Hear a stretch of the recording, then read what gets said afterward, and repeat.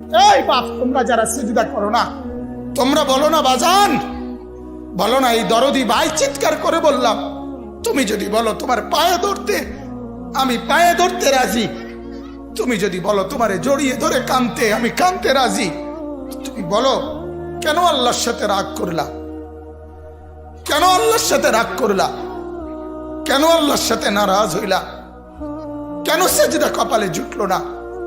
কেন মালিকের সাথে সারাদিনের এত কিছুর বিনিময়ে আল্লাহ তাআলা একটা মিস কল দিলে, 2 সেকেন্ডের একটা মিস কল দিলে বন্ধু তুমি টের পাও তোমার মোবাইলে মিস কল আসছে।